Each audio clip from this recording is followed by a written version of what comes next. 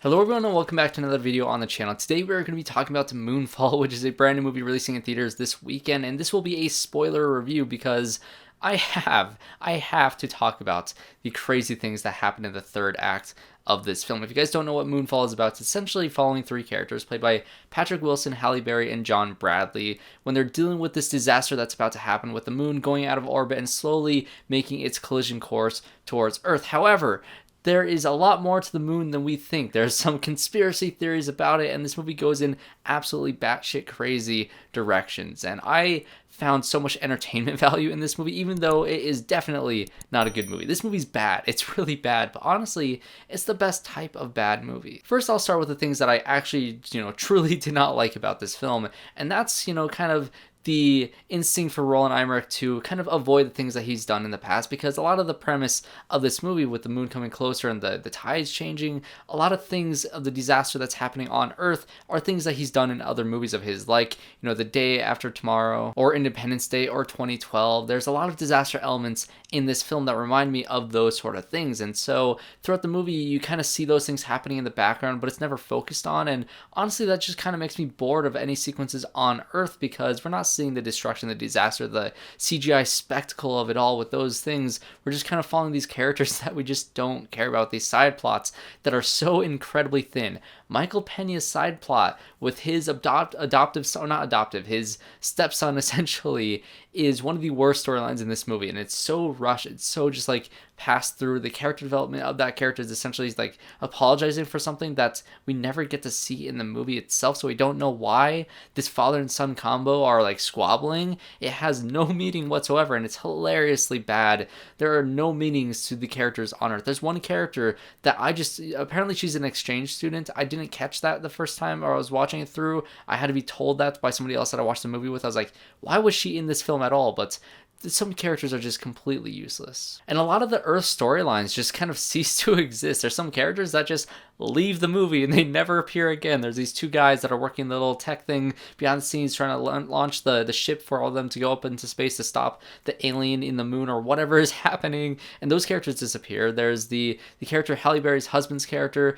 The building like collapses on him and he's like no longer in the movie, so I don't know. I'm assuming he died, but the shot made it look like he didn't die, because like the room that he was backing out of, you saw everything collapse in there, but not in the hallway where he was. So maybe he started, maybe he didn't. I don't know. It doesn't matter because he was not in the rest of the movie. When it comes to literally anything outside of the main mission with Halle Berry, Patrick Wilson, and John Bradley, it just does not matter. It falls completely flat. And some of those Earth sequences, like I said, are just kind of boring, which is kind of upsetting in a giant spectacle disaster movie. So that's what I'm talking about when this movie is bad. There's some great spectacle in the space with the moon, but it was kind of missed opportunities of all the craziness that was happening on Earth, especially with this gravitational shifting that they were doing. Some scenes were fun, but like I said, a large portion of the first half of this movie ended up just kind of being boring because it was all happening in the background. The movie takes a long time to try to set up the plot of this film, and we're not watching this movie to see the plot. We're watching it to see how insane it is. The trailer for this movie made me want to watch it, not because I thought it would look good,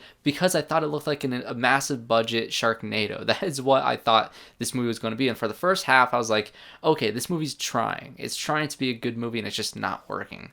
But then the second half of the movie happens and the third act reveal happens, the giant exposition scene happens, and I was laughing so hard. I was trying not to disturb the audience that I was seeing it with, because if I was alone in my room watching this movie, I would have been like out loud just cackling. I would have been laughing so hard at this scene because it's hilarious. So essentially, back in the past, in 2011 or whatever year it was, Patrick Wilson's character and Halle Berry's character and some other astronaut that ends up dying was out on a space mission, and Patrick Wilson sees this weird, like nanotech alien AI thing charged towards him, and he freaks out and they destroy the thing and he goes back to Earth, and everybody blames him for it being a human error because the government is trying to cover up this alien conspiracy. And John Bradley's character is a conspiracy theorist who believes that the moon is some like mega structure, like this structure that aliens built and they put people on Earth as like their ancestors and all these crazy things, and he thinks that the moon is fake and that there's an alien that is inside of that is causing the moon to lose its orbit. As I'm saying this, I'm figuring out how absurdly ridiculous to say this out loud. And I'm just thinking of a room of like 100+ people making a movie with this idea and not thinking it's insane. Like, they had to be self-aware. But like, that's what happens in this movie. There's an alien AI thing in the past where there's like thousands and millions and billions of years ago, before the Earth was created, there was this high-tech alien civilization that is so far above humans that created this, AI thing, like a Siri type thing, an Alexa type thing that is just on their desk, and it becomes self-aware and it starts attacking, destroying the world. And these aliens, these pre-humans, essentially create different moons to go to, create different planets, to start recreating life from the DNA strands, and they created the Earth, and like, it is bonkers. Patrick Wilson is like in the moon after they crash landed inside the massive hole in the back of it because the alien drilled a hole to the center. I feel like I'm being incoherent at this point, but that's what they do. They fly into like the anus of the moon, this hole in the moon in the back of it. They fly up it, and they are in this huge like installation thing, and they land in this AI thing. The funniest line in this movie is this AI who is like projecting himself as Patrick Wilson's son says that he is the operating system of the moon, and he said it in such a funny way. It's just, oh my, the delivery was incredible. But this entire premise, the entire last like act of this film is insane, because he's essentially like piloting this super, teched out ship that this AI just somehow kind of fixed their spacecraft, and they're flying around this alien, like, I don't even know how to describe. It's kind of like the thing that was in Man of Steel that was never explained, with the the world engine thing that was going back and forth with the Earth, and he's like fighting that thing, and Superman is flying around and fighting this like liquid metal looking thing. That's essentially what they're flying up against. And John Bradley's character decides to sacrifice himself to blow up the EMP, and it's just, it is an insane movie. I honestly wanted more crazy stuff like that. Like I said, I thought this movie was going to be a Sharknado with a massive budget, a theatrical level budget, directed by Roland Emmerich. And for the first half of this movie, it was not that. It was trying to take itself seriously. It has a lot of cliches that a bunch of disaster movies have. But towards the end of the movie, it truly becomes original and weird and just bizarre and just like super strange. I would not mind seeing a sequel to this film just to go even crazier. Like a total insane, throw all logic out the window, use a massive budget to just throw this thing together and just have some fun with it. Because I had so much fun watching that last act of the movie that was just so incredibly stupid that I had the biggest smile on my face throughout the last 30 minutes of this film.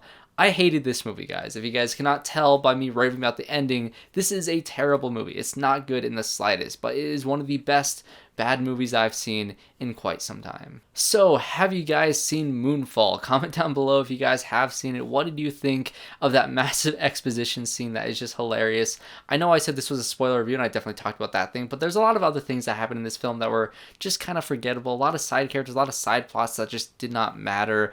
But in the end, it was an experience where I could look at the screen, laugh at how stupid it was for the first half, and then die laughing at how incredibly insane and bizarre the ending of this film was, and just relish the movie when the credits started, because it ends in a super abrupt way that sets up for a sequel that might happen, but maybe not, because I'm not sure if this movie's going to make money, but I honestly hope they do, because this concept can get even crazier, and I am here for it. Honestly, I'd love to see it. I'd love to hate watch that in the way that I hate watch this movie. So if you enjoyed this review, definitely leave a like and subscribe to the channel if you want to see more reviews just like this one. I don't just review all the new releases. I just, reviewed a bunch of Sundance films. I released a video yesterday of a bunch of just, 6 movies that I saw at Sundance that I didn't have time to do individual reviews on. And I'll have a couple more Sundance reviews along with reviews for the Batman and whatever movies come out for the rest of this year. So thanks guys for watching this video, and I hope to see you all in my next one.